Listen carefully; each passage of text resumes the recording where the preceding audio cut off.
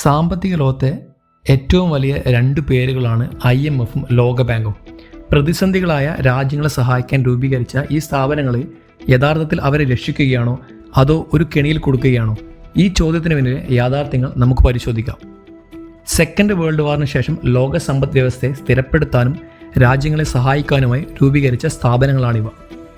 IMF ഹ്രസ്വകാല സാമ്പത്തിക പ്രതിസന്ധികളിൽ അടിയന്തര വായ്പകൾ നൽകുമ്പോൾ ഈ ലോകബാങ്ക് റോഡുകൾ, അണക്കെട്ടുകൾ, വിദ്യാഭ്യാസം പോലുള്ള ദീർഘകാല വികസന പദ്ധതികൾക്ക് ധനസഹായം നൽകുന്നു.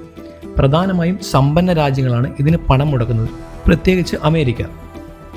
ലോകബാങ്കോ IMFോ സഹായം നൽകുന്നു എന്ന് കേൾക്കുമ്പോൾ അതൊരു രാജ്യത്തിന് ലഭിക്കുന്ന ഭാഗ്യമായി പലരും കരുതാറുണ്ട്. കാരണം വലിയൊരു തുക വെറുതെ ലഭിക്കുകയാണല്ലോ. എന്നാൽ സൗജന്യമെന്ന് തോന്നുന്ന ഈ സഹായത്തിന് കനത്ത വിലയുണ്ട്. ഇന്ധന ഭക്ഷ്യ സബ്സിഡികൾ നിർത്തലാക്കുക, നികുതി കുത്തനെ വർദ്ധിപ്പിക്കുക, പൊതുമേഖലാ സ്ഥാപനങ്ങൾ വിറ്റഴിക്കുക, കറൻസി മൂല്യം കുറയ്ക്കുക എന്നിങ്ങനെയുള്ള കർശനമായ ഉപാധികൾ ഇതിൽപ്പെടുന്നു. ഇത് രാജ്യങ്ങൾക്ക് സ്വന്തം നയങ്ങൾ രൂപീകരിക്കാനുള്ള സ്വാതന്ത്ര്യം ഇല്ലാതാക്കുന്നു. IMFും ലോകബാങ്കും അടിച്ചേൽപ്പിക്കുന്ന ഈ ഉപാധികൾ പലപ്പോഴും പാവപ്പെട്ട ജനങ്ങളെയാണ് കൂടുതൽ ദോഷകരമായി ബാധിക്കുന്നത്. ചെലവ് ചുരുക്കൽ നയങ്ങൾ പലപ്പോഴും വിദ്യാഭ്യാസം, ആരോഗ്യം, സാമൂഹ്യക്ഷേമം തുടങ്ങിയ പൊതുസേവനങ്ങൾക്കുള്ള സർക്കാർ ചെലവുകൾ വെട്ടിച്ചുരുക്കുന്നതിലേക്ക് നയിക്കും. ഇവരുടെ നിർദ്ദേശപ്രകാരം ആരോഗ്യ വിദ്യാഭ്യാസ ബഡ്ജറ്റുകൾ വെട്ടിച്ചുരുക്കേണ്ടി വന്ന പല ആഫ്രിക്കൻ രാജ്യങ്ങളും സാധാരണക്കാർക്ക് അടിസ്ഥാന ചികിത്സയും വിദ്യാഭ്യാസവും നിഷേധിക്കപ്പെട്ടു. ഇത് ദാരിദ്ര്യം വർദ്ധിപ്പിക്കുകയും സാമൂഹിക അസമത്വങ്ങൾക്ക് ആക്കം കൂട്ടുകയും ചെയ്തു. ഈ സ്ഥാപനങ്ങളിൽ നിന്ന് ലഭിക്കുന്ന വായ്പകൾ രാജ്യങ്ങളെ ഒരു സാമ്പത്തിക പ്രതിസന്ധിയിൽ നിന്ന് രക്ഷിക്കുന്നതിന് പകരം കൂടുതൽ ആഴത്തിലുള്ള കടക്കണിയിലേക്ക് തള്ളിവിടുകയാണ് ചെയ്യാറ് എന്ന വിമർശനം സാധാരണ ഉയർന്നു വരാറുണ്ട്.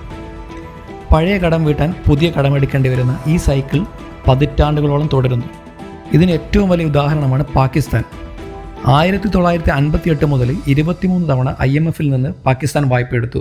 നിരന്തരമായ ഈ സഹായങ്ങൾക്ക് ശേഷവും കടക്കണിയിൽ നിന്ന് അവർ പുറത്തു വന്നിട്ടില്ല. IMF അടിച്ചേൽപ്പിച്ച കടുത്ത ഉപാധികൾ കാരണം പണപ്പെരുപ്പം 35 മുതൽ 40% വരെ ഉയർന്ന് സാധാരണക്കാരുടെ ജീവിതം ദുസ്സഹമാവുകയും പാകിസ്ഥാനിൽ രാഷ്ട്രീയവും സാമ്പത്തികവുമായ വലിയ അസ്ഥിരതകൾക്ക് വഴിയൊരുക്കുകയും ചെയ്തിട്ടുണ്ട്. എങ്കിലും വായ്പകൾ ലഭിക്കാൻ വേണ്ടി രാജ്യങ്ങൾ തങ്ങളുടെ ദേശീയ നയങ്ങളിൽ പോലും മാറ്റങ്ങൾ വരുത്താൻ തയ്യാറാകുന്നു. സ്വന്തം ജനങ്ങളുടെ താൽപ്പര്യങ്ങൾ സംരക്ഷിക്കാൻ കഴിയാതെ സാമ്പത്തികപരമായ ഒരു ബാഹ്യഭരണത്തിന് കീഴിലാകുന്ന അവസ്ഥയാണ് ഇതിലൂടെ പല രാജ്യങ്ങളും നേരിടുന്നത്. IMFിൻ്റെയും ലോകബാങ്കിൻ്റെയും തീരുമാനങ്ങൾ സമ്പന്ന രാജ്യങ്ങളുടെ ഇഷ്ടത്തിനനുസരിച്ചാണ് സാധാരണ നടക്കാറ്. പ്രധാനമായും അവരുടെ താൽപ്പര്യങ്ങളെ, വിശേഷിച്ച് അമേരിക്കയുടെ താൽപ്പര്യങ്ങളാണ് ആശ്രയിക്കുന്നത്. അമേരിക്കയ്ക്ക് ഫലത്തിൽ വീറ്റോ അധികാരം ഉള്ളതിനാൽ നിർണായക തീരുമാനങ്ങൾ അവരുടെ ഇഷ്ടത്തിനനുസരിച്ച് മാത്രം നടക്കുന്നു.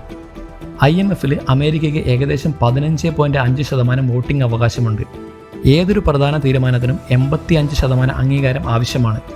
ചുരുക്കി പറഞ്ഞാൽ അമേരിക്ക സമ്മതിക്കുന്നില്ലെങ്കിൽ IMFിലോ ലോകബാങ്കിലോ ഒരു ചുക്കും നടക്കില്ല. ഇതിനെല്ലാം പുറമെ ഈ സ്ഥാപനങ്ങളുടെ തലപ്പത്ത് എത്തുന്ന മിക്കവരും അമേരിക്കയിൽ നിന്ന് ഉള്ളവരാണ് എന്നതും വളരെയധികം ശ്രദ്ധേയമാണ്. ഓരോ രാജ്യത്തിൻ്റെയും തനതായ സാമ്പത്തിക സാമൂഹിക സാഹചര്യങ്ങൾ പരിഗണിക്കാതെ ഒരേ സാമ്പത്തിക നയങ്ങൾ അടിച്ചേൽപ്പിക്കുന്നു എന്ന വിമർശനം IMFിനെയും വേൾഡ് ബാങ്കിനെയും സ്ഥിരമായി കേൾക്കാറുണ്ട്.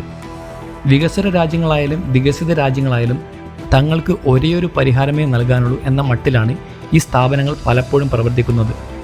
ധനക്കമ്മി കുറയ്ക്കുക, പൊതുമേഖലാ സ്ഥാപനങ്ങൾ സ്വകാര്യവൽക്കരിക്കുക, വിപണികളെ ഉദാരവൽക്കരിക്കുക തുടങ്ങിയ ഒരേ നയങ്ങളാണ് അവർ സാധാരണയായി നിർദ്ദേശിക്കാറുള്ളത്. ഇത് പലപ്പോഴും വികസ്വര രാജ്യങ്ങളിലും ചില സാമ്പത്തിക പ്രതിസന്ധി ഘട്ടങ്ങളിൽ വികസിത രാജ്യങ്ങളിലും വിപരീത ഫലങ്ങളാണ് ഉണ്ടാക്കിയിട്ടുള്ളത്. IMFിൻ്റെയും ലോകബാങ്കിൻ്റെയും സഹായം ലഭിച്ചിട്ടും സാമ്പത്തികമായി കൂടുതൽ പ്രശ്നങ്ങളിലായ നിരവധി രാജ്യങ്ങളുണ്ട്. ഈ സ്ഥാപനങ്ങൾ സഹായിച്ചിട്ട് ഏതാനും ചില വിജയകഥകളുണ്ടെങ്കിലും പ്രതിസന്ധിയിലാക്കിയ പരാജയ കഥകളാണ് ഏറെയുമെന്ന് വിമർശകർ ചൂണ്ടിക്കാട്ടുന്നു. ഉദാഹരണത്തിന് ശ്രീലങ്ക, ഗാന, സാംബിയ, പാകിസ്ഥാൻ, അർജന്റീന തുടങ്ങിയ രാജ്യങ്ങൾ IMFിൻ്റെ സഹായം തേടുകയും പിന്നീട് കറൻസി തകരുകയും വലിയ പ്രതിഷേധങ്ങളും രാഷ്ട്രീയ അനിശ്ചിതാവസ്ഥ നേരിടുകയും ചെയ്തു. ഇതെല്ലാം കൂടി ഒന്ന് കണക്ട് ചെയ്ത് നോക്കുമ്പോൾ തോന്നാറുണ്ട്, IMFും ലോകബാങ്കും യഥാർത്ഥത്തിൽ രാജ്യങ്ങളെ സഹായിക്കുകയാണോ അതോ ആധുനിക സാമ്പത്തിക കോളനിവൽക്കരണത്തിൻ്റെ ഉപകരണങ്ങളായി പ്രവർത്തിക്കുകയാണോ? ഈ സ്ഥാപനങ്ങളുടെ തീരുമാനമെടുക്കൽ പ്രക്രിയകൾ സുതാര്യതയില്ലെന്നും തെറ്റായ നയങ്ങളുടെ പ്രത്യാഘാതങ്ങൾക്ക് അവർക്ക് മതിയായ ഉത്തരവാദിത്തമില്ലെന്നും വിമർശനം ഉയരാറുണ്ട്. അടുത്ത തവണ ലോകബാങ്കിൽ ഇന്ത്യയുടെ കടം കൂടിയെന്നോ കുറഞ്ഞെന്നോ അങ്ങനെ എന്തെങ്കിലും ഒരു വാർത്ത കണ്ടാൽ അതിന് നമുക്കെന്താ എന്ന് ആരും ചോദിക്കില്ലെന്ന് വിശ്വസിക്കുന്നു. കാരണം ഇത് നമ്മളെയും ബാധിക്കുന്ന ഒരു വിഷയം തന്നെയാണ്. ഒരു വ്യക്തി എന്ന നിലയിൽ ബാധിച്ചില്ലെങ്കിലും ഒരു സമൂഹം എന്ന നിലയിൽ നമ്മളെയും ഇത് ബാധിക്കും.